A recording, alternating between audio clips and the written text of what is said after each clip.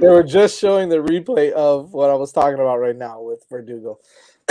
Anyways, welcome back to Hitting the Apex, ladies and gentlemen, as we took a week off because But you've gone patriotic today, Jazz. yeah, you see that? Wow, look at you. Yeah, I just wanted to wear another hat because my hat was sweaty and I didn't feel like wearing any of the Kings hats. So, There's always an opportunity to wear a Canes hat. It's always appropriate. I know you're right. You're right. Yeah, like this 3 week hiatus, or I don't know if it's 3 or 4 weeks. This is ridiculous, man. This is way too much time in between races, and So I you know feel like why it it loses exists. momentum. You know why it exists, right? Why? Because they canceled China. It was in this gap, so that's why there's a gap there. This is stupid. Whatever. It's annoying. It's kind of lost its momentum. At least that's how I feel. And now we got Baku next week, but we'll have another show before that. So here we are, and we're gonna dedicate this show to Pretty the much, yes. Reds. Pretty much. And before anyone asks, actually, we don't know where Moni is. Yeah, we have no idea where she is. She usually lets us know. Yeah, Today, this is a no. We still didn't fire her. If you're wondering. no. We never will. We never will. Anyways, we got a quick little show here for you guys today. Yep. A lot to talk about one team. Pretty much, it feels like there's a lot going on with Ferrari and a little bit of Audi and AlphaTauri news and stuff like that too. Yeah, but the Audi stuff is kind of Ferrari related too. It is, and it's kind of crazy. Pretty much brand new. It just happened maybe a day or two ago. So as far as I'm concerned, so we'll definitely talk about that. But yeah, I mean, real quick, you know, what can the teams do? What can the teams do? The drivers do with this long, with this long break here. What are they kind of allowed to do? First of all, I mean, I think that's important to understand. And I know we'll get into some of the cars and the concepts, and if they're gonna bring out some different things, we'll talk about that a little bit with Ferrari too. But just from any team in general, what can they do right now? Very little. Now they're limited in testing time and development time. And remember, one of the new rules is a sliding scale. So over the course of the year, Red Bull has less time than Williams, for example. So whatever development they do is counted against that. So they can use some of that allotment. For drivers, they'll be sitting in their simulator. I mean, that's how they learn the stuff, because you can't get track time. Right. So it's going to be a lot of using the simulator, which they can't really restrict, because half these drivers have it in their house and stuff. They're not even like. Yeah. So what are you going to do? Go into everyone's house? Like, did you play a video game?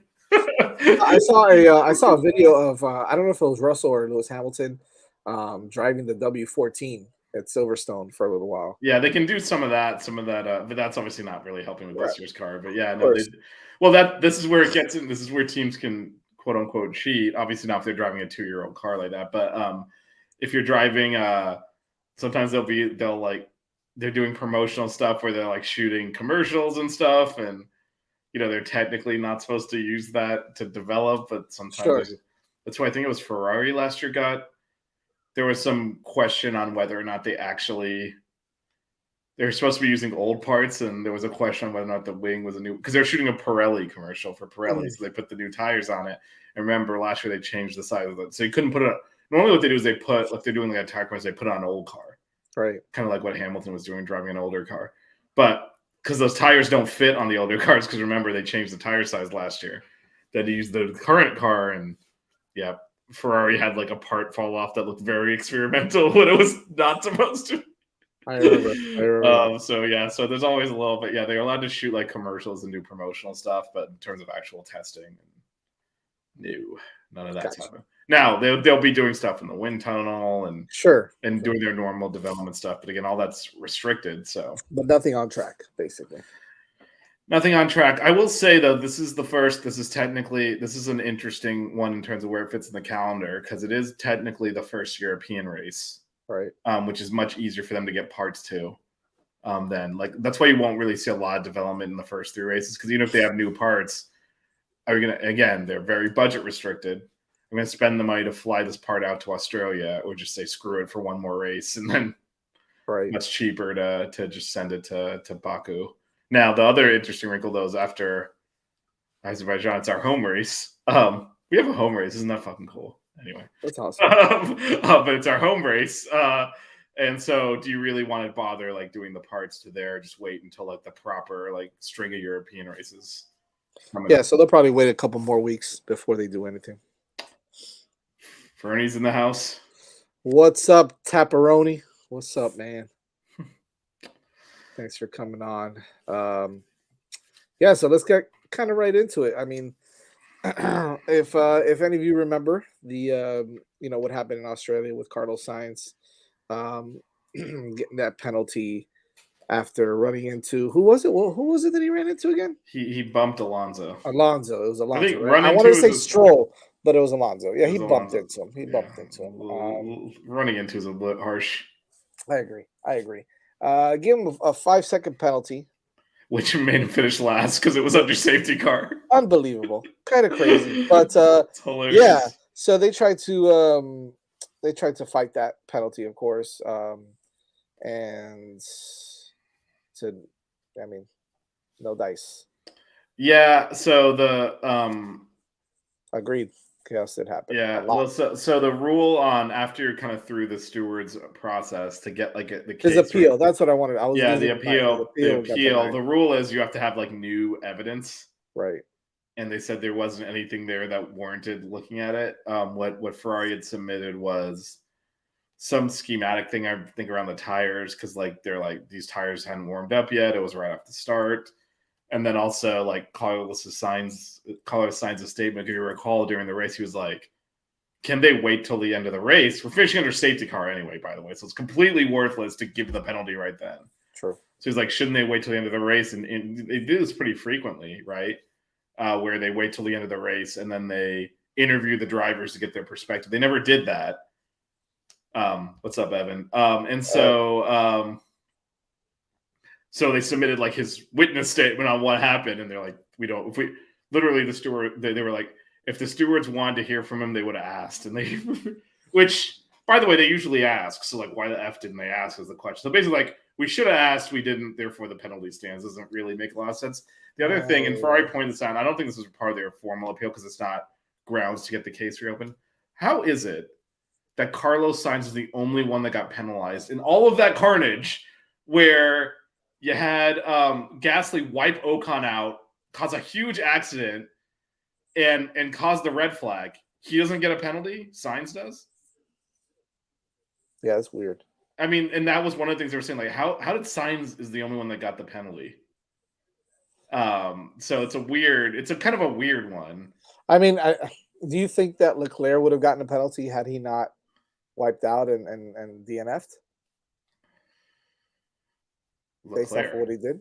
Yeah, the beginning of the race. Oh, it was like Leclerc was way out at that point. Oh yeah, but yeah, maybe. But this is the other thing, right? So even though it was technically like the end of the race was technically like 56 or whatever, right? They basically said we're not penalizing Gasly because it's a first lap incident. Sure. And these things. Why did Sainz get a penalty then? Yeah. So it's the inconsistency. It's exactly what Fernie said. They're trying to do. Wow, it's not letting me show the comment. There it is.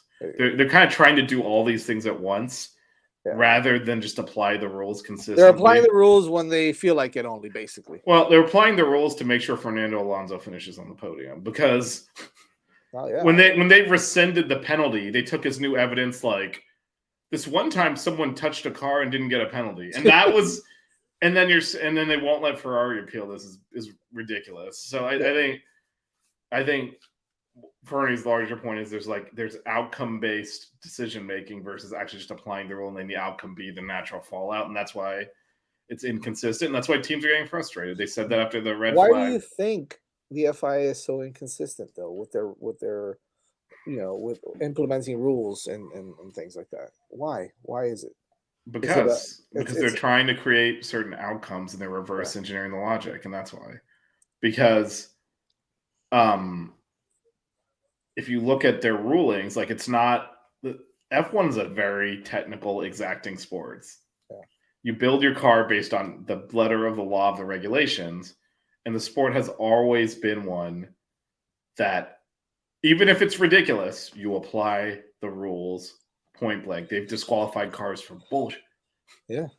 Actually, Vettel, remember he got his podium, they took it away because like they couldn't get the fuel sample out of the car. I remember that. Like this is the sport. And you know what, you're like, that sucks, but hey, that's the rule. We stick to the rules.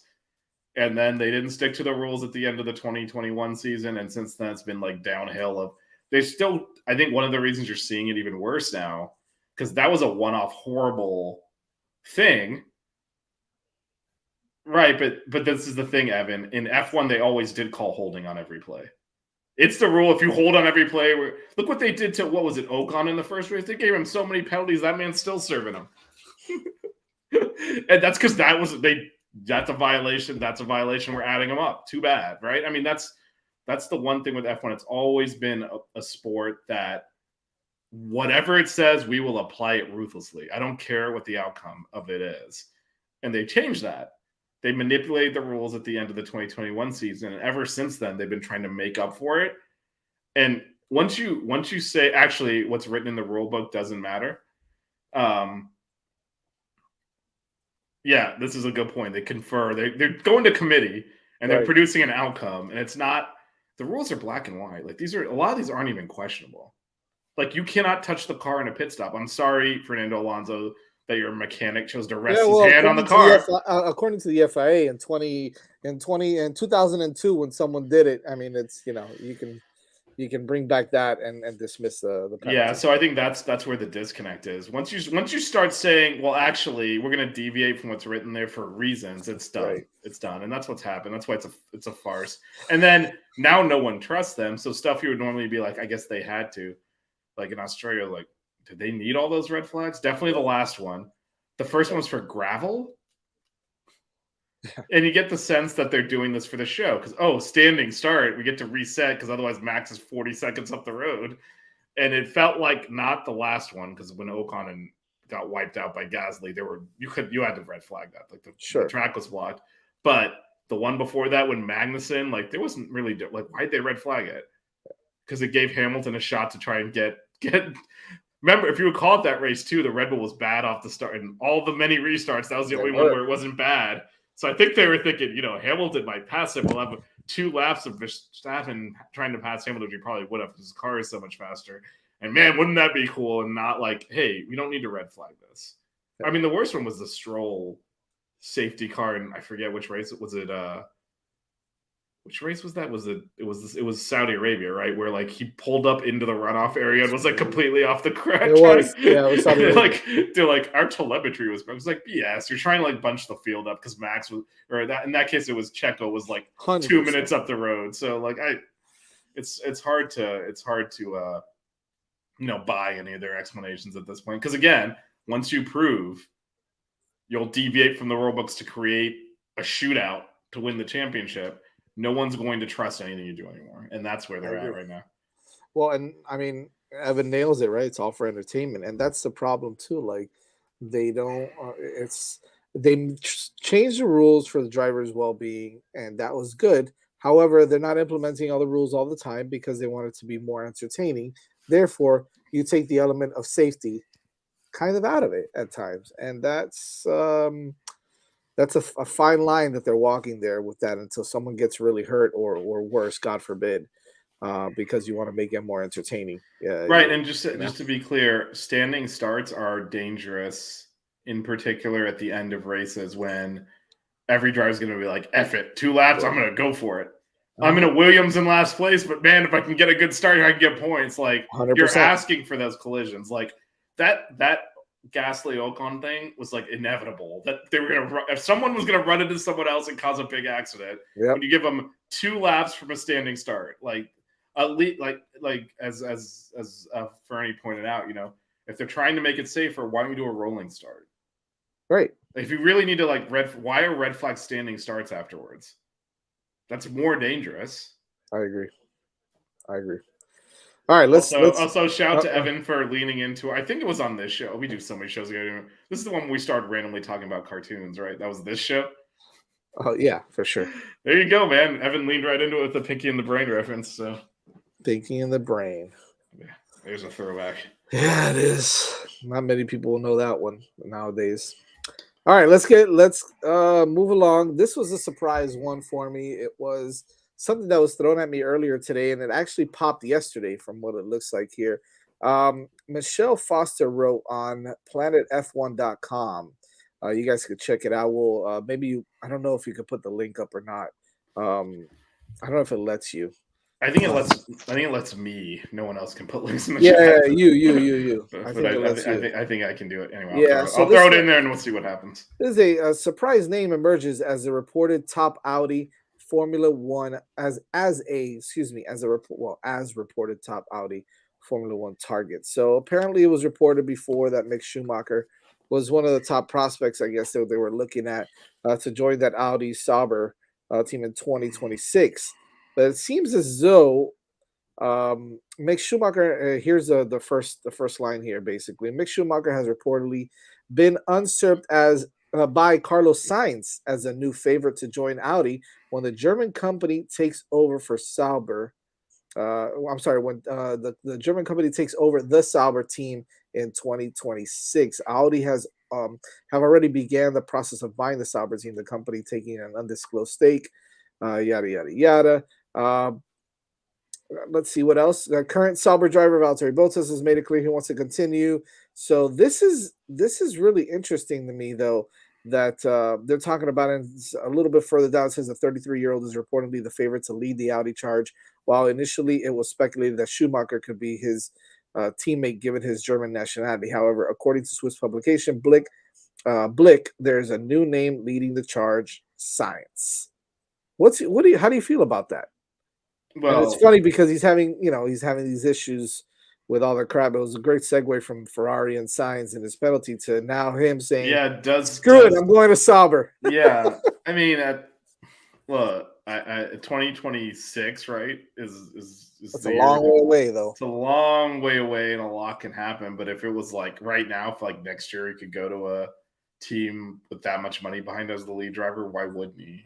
Not only that, right? Like we talk about how teams don't have their own engines, they don't have their own this and the other. Audi will have it, right? It's Sauber. I mean, so does Ferrari, but I know, this is true. Well, I mean, it will take a lot to get someone out of Ferrari, but you feel like, leading up that new project as the lead driver might be it, especially if like Ferrari's not in any better shape than it is, than it is right now. Yeah. What does Evan say there about Nikita Mazepin? Because he uses talent for spinning for some good music. Oh, Jesus. He stopped his what was it? He started some foundation for people that are blacklisted from F1 or something last year when he got thrown. What an idiot. It was like some ridiculous thing, like completely lacked self-awareness. Like, dude, your dad bought your seat. That's why you're blacklisted. You suck. Yeah, you completely suck. Speaking of relatives leading to seats, like I was also shocked to find out that they were trying to lead up their effort with Mick Schumacher. Yeah. Did they not like review any of his F1 driving?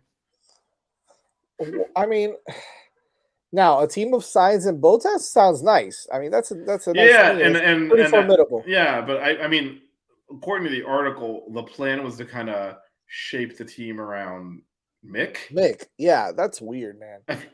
First of all, I hadn't heard that. But yeah, that was news to me too. Like that whole article is like, what? Like Sainz, and then wait, what? It's Sainz or Mick. They've elevated Sainz over Mick in the pecking order. Like, how is Mick even on the list there? Is that even a question? Yeah, like how's he even on the list? Exactly. Right. Yes. Exactly. Yeah, he's not a good driver, and I don't understand why that was even if it's not Sainz, like get a real driver in there. What are we doing here? So I found that interesting. I think that look, in 3 years now, 3.5 years, in about 3 years, I guess you could say 2.5 years or so, Carlos Sainz is going to be 35 years old, right? He's 33 now, I believe. So he's 35 years old, 36, a little bit older. But still, Sainz is already 33. I think so, yeah. Or he's going to be 33, maybe. I think that's what they were trying to say.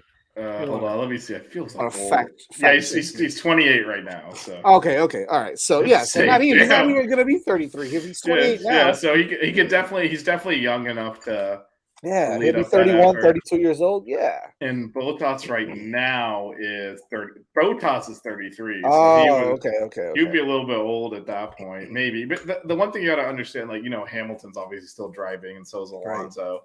One of the things that used to be an issue that isn't is, yeah, you do have to be in good shape to drive a car because of endurance, but also Right. just you need to maintain a healthy weight and stuff. And people generally fatted their way out of F1 in their 30s because, like, you didn't have the conditioning and the nutrition and what they have today.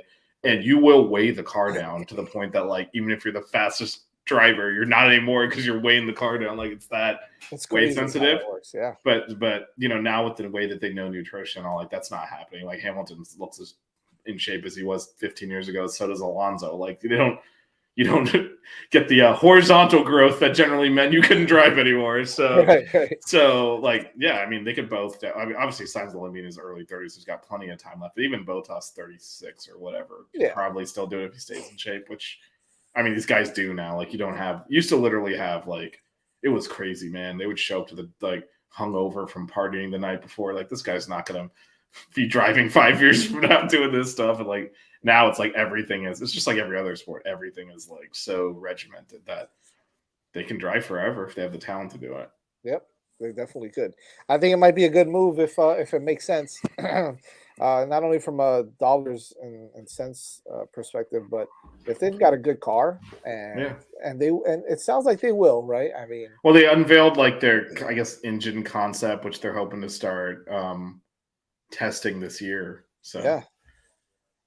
You know, Freddie's got a couple of questions we can talk about. yeah, I want to talk about There's that. no It's interesting. there's no race this week, No, so no. I mean, I gotta make dinner in like 5 minutes, but whatever. Thoughts on potentially F1 replacing several classic courses for more money in new places like Asia, America, and Africa. Look, I'll be honest with you. I'm all for them replacing a couple of races, but I don't know if I want to replace Silverstone.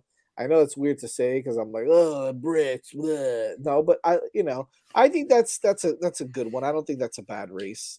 I like that race. I think it is a classic race. I like that one. I don't, I'm okay with Monza staying there. Spa, I know is a tricky one. I don't know if those are the ones that I think about getting rid of.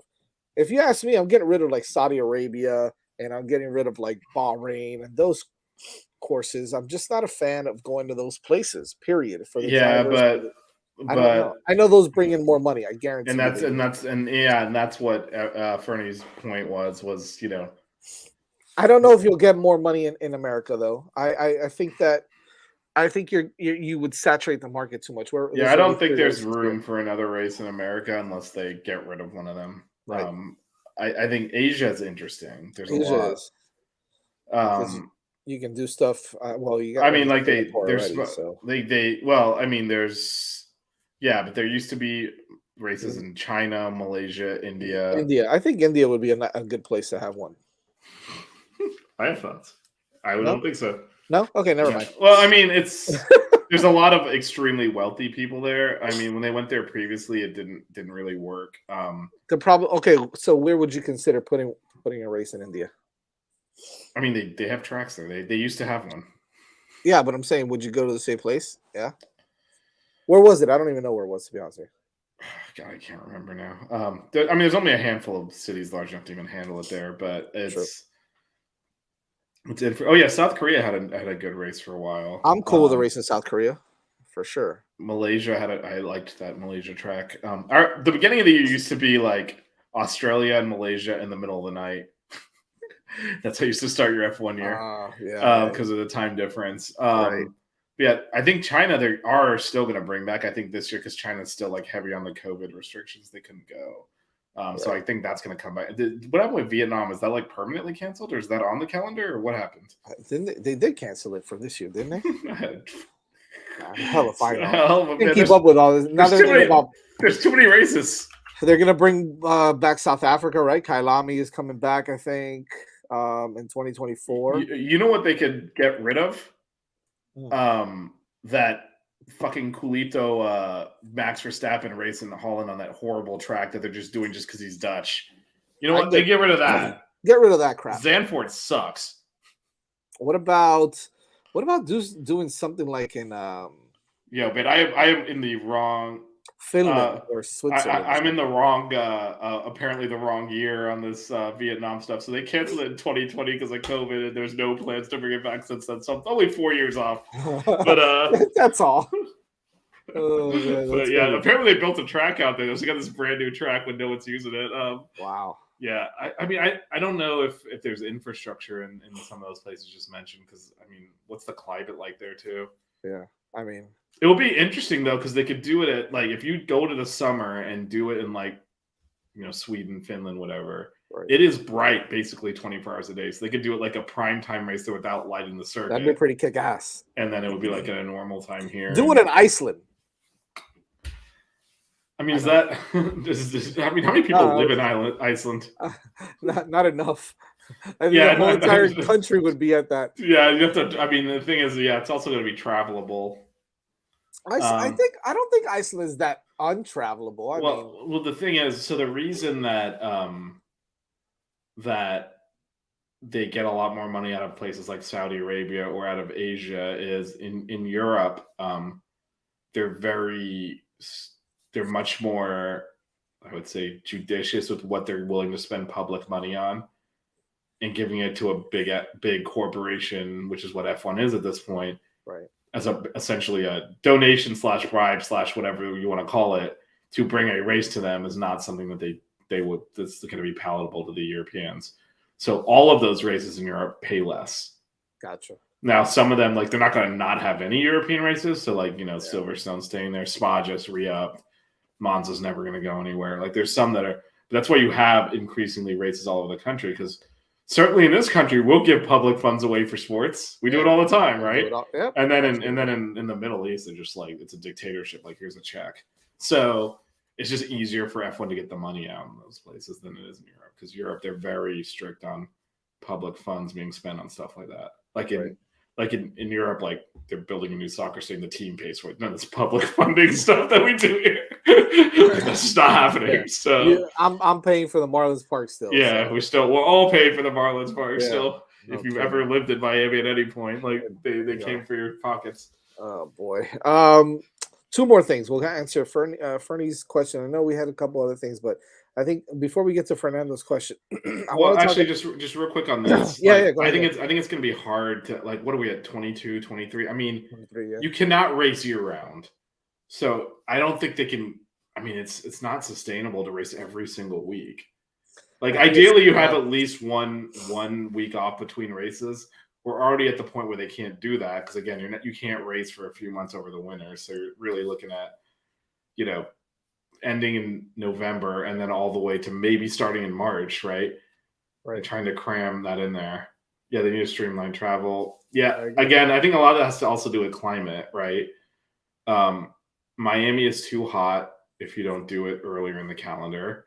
Europe is too cold if you do it later in the year. So all the European races generally are in the summer, but there is some bouncing back and forth now, because, like, they're going to the Americas 3 times. So because I mean, how variable the climate is here. Right. So I guess that's kind of where it sits now. So we'll see if they continue to expand the calendar. There's not much more room to cram stuff into. Yeah. But anyway, let's talk about the immediate calendar as we kind of wrap up here. So 2 weeks. So next week we'll be able to preview a race again. Yes. Baku, which is a high-speed circuit. They're going to feature, I think there was follow through. It's a sprint race, and I think it's going to be the new format, so we'll be able to check that out. Awesome. And then after that, Miami. Wow.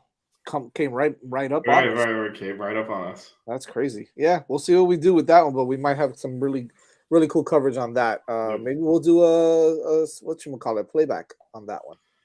If we don't go, which I don't think I'm going this year. Yeah, so. I'm definitely not going. We'll see if I'm upright. I'm running a half marathon that morning. Woo, I ran 8 miles yesterday, and based on that, I'm going to be deceased on May 7th, I think is the date, or around 9 a.m. Go ahead and put it on the tombstone, time of death. That's Oh about 2 boy. hours into that mother, and that's about when I'm gonna die. So Oh boy. anyway, so go ahead and yeah, I can start. If we prepay for a tombstone, is it cheaper or something? I'll go ahead and put the deposit in. And You got it. all We'll right. find a good place for you. Yeah, yeah. I definitely don't think I'll be upright on a stream in the afternoon on the Oh my 7th, god. but Fern, we'll get to your question about the cost cap maybe next week, or maybe we can answer it on Twitter. We'll see what's up with that. I But think there'll yeah, be room to probably talk about it next week. We can. yeah, I think so. I think so. Make sure you tune in next week. We'll be previewing Baku and talking a little bit more about what's going on, and we'll get ready for that. Hopefully, Moni will appear at some point between now and then, and we'll It's a get all hope. three of It's us. a Yeah, hope. it's a hope. Fern, you know what? I want her to look back at this. We might have to replace her with Tap. I don't know. We'll see. You know. All right, I'm not signing You on don't to want any that. want a piece of I that. You don't. don't want any piece of For that. some reason, we both show up and she doesn't. I always get called out for Dish Fire, so I'm not. And we're co-hosts. Like I don't have any power here. What are we talking about? So no, I am not endorsing that for All right, any. all right, all right. We're taking it a little too far. Tab, you can Yeah, still come on as a guest, yeah, but you can we're come taking it too off, far. but we're not firing Moni. So. Oh man. Well, anyways, thanks you guys for popping on, and we'll see you guys next Yeah, Wednesday. see ya.